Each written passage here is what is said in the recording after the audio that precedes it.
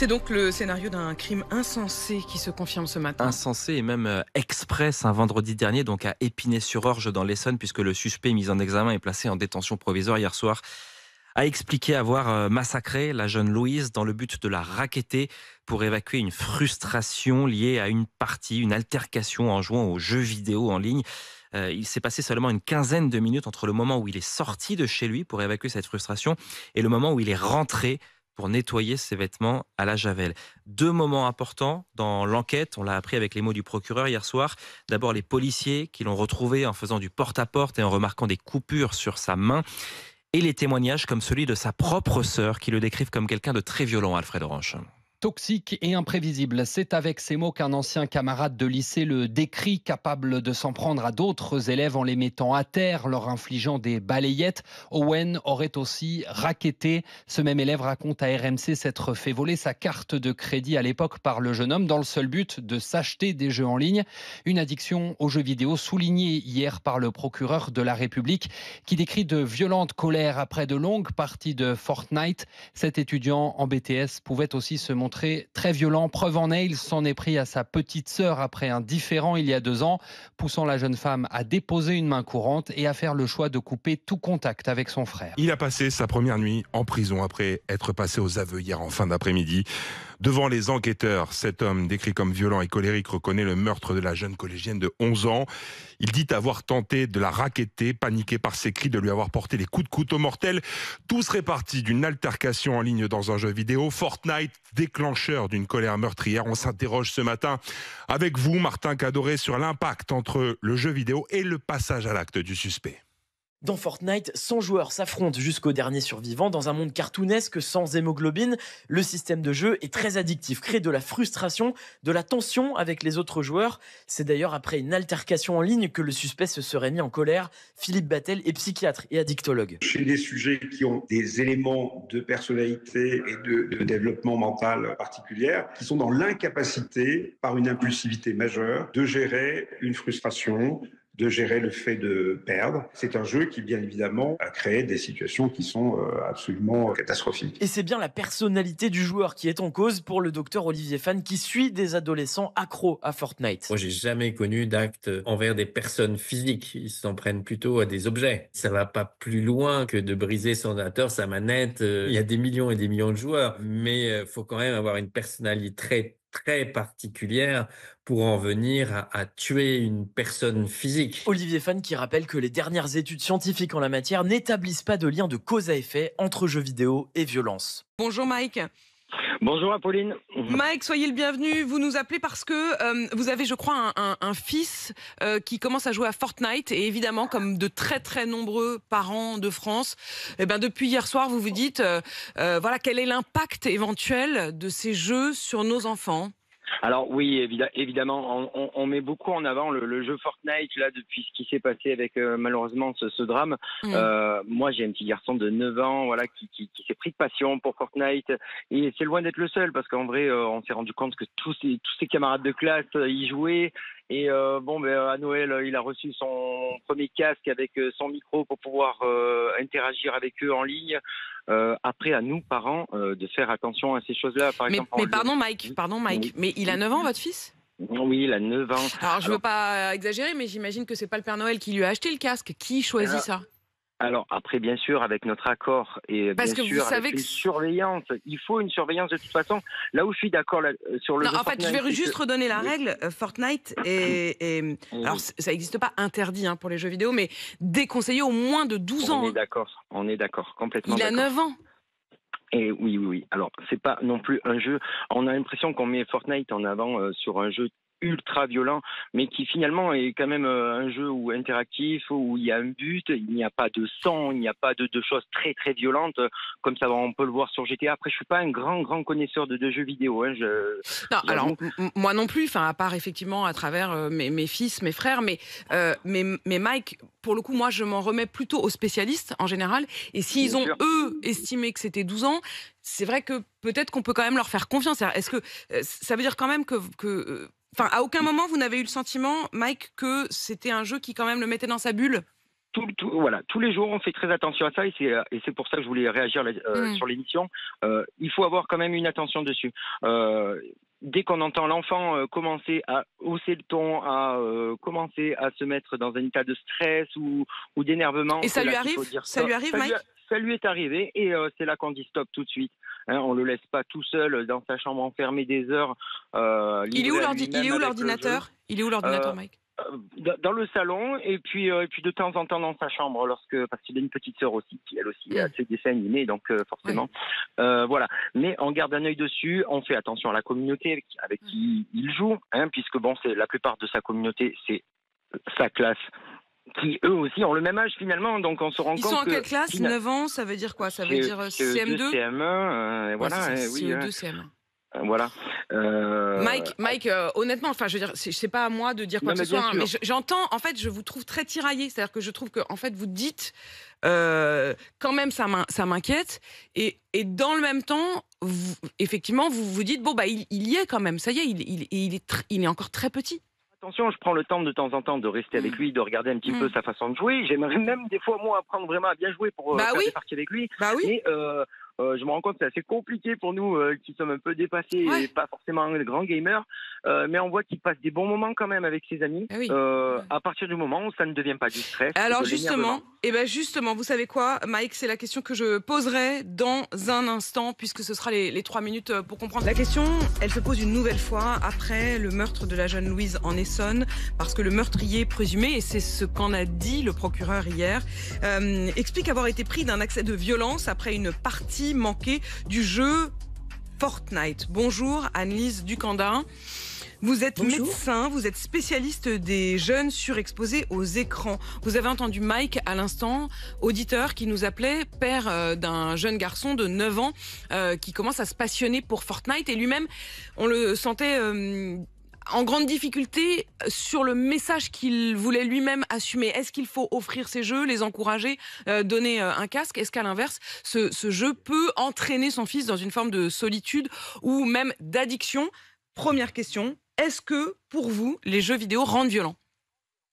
Alors déjà, permettez-moi d'avoir une pensée particulièrement émue pour la petite Louise et sa famille. Et bien sûr, je me prononcerai pas pour ce cas particulier. Alors moi, j'ai une consultation spécialisée où je ne reçois que des enfants surexposés aux écrans, de 0 à 18 ans, à côté de Bordeaux. Et donc, je vois des familles complètement désemparées, avec des jeunes, effectivement, qui n'arrivent pas à réguler leur comportement pendant le jeu ou après le jeu.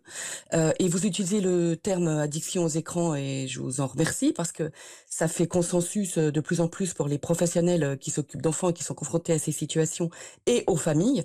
Et pourtant, il y a quelques experts, certains proches du syndicat des jeux vidéo, le CEL, qui continuent à dire que c'est pas une addiction, et du coup les parents ne s'en méfient pas, traitent ça comme de la lecture, un jeu de société, une sortie dehors, alors que c'est pas du tout une activité comme les autres, puisque ça capte l'attention réflexe de l'enfant ado, et surtout ça lui offre du plaisir sans effort ou avec un minimum d'effort.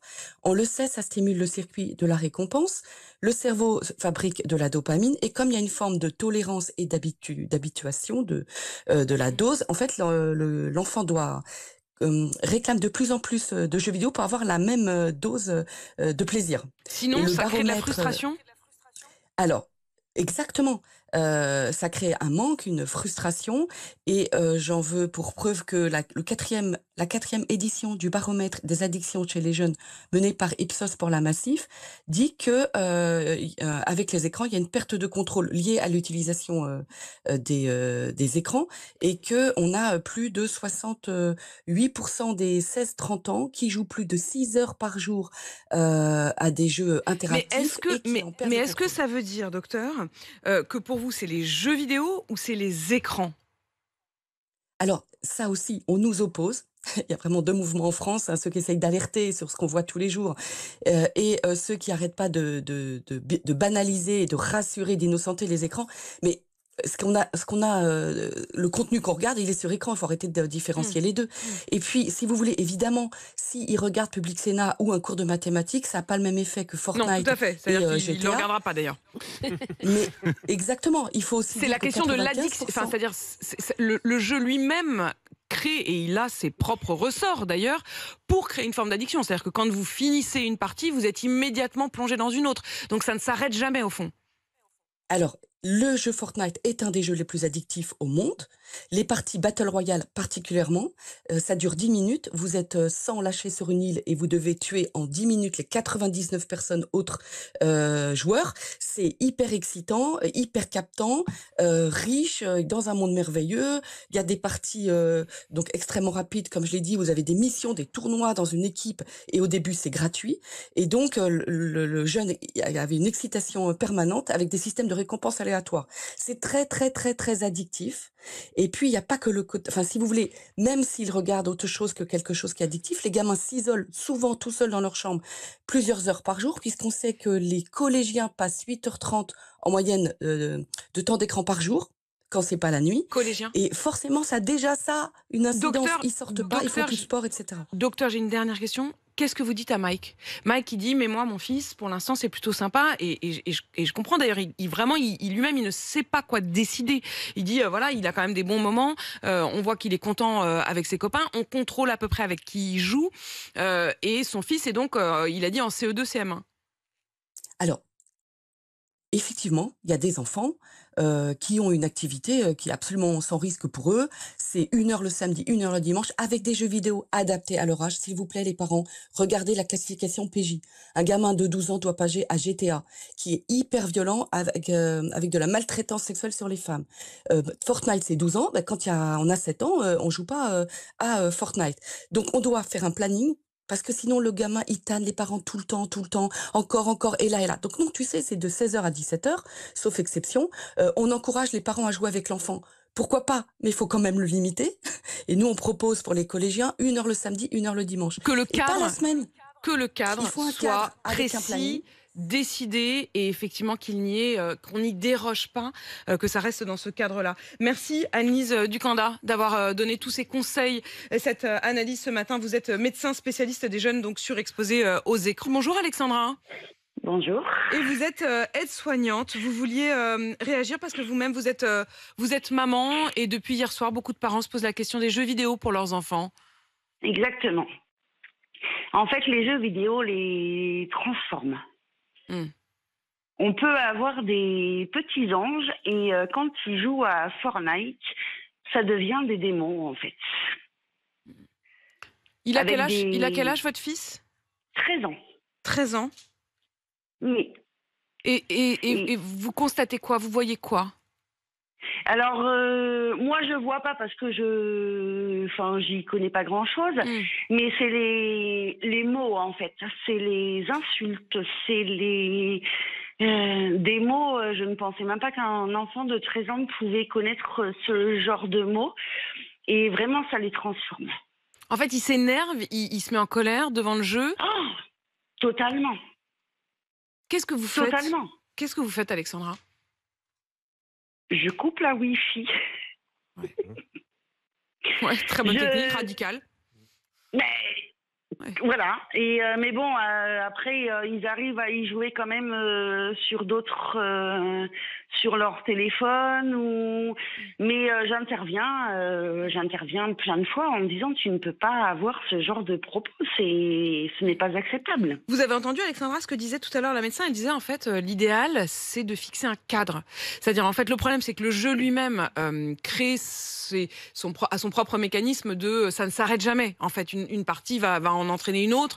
Donc, au fond, elle dit il faut avoir défini avec l'enfant un cadre en disant voilà, c'est de telle heure à telle heure.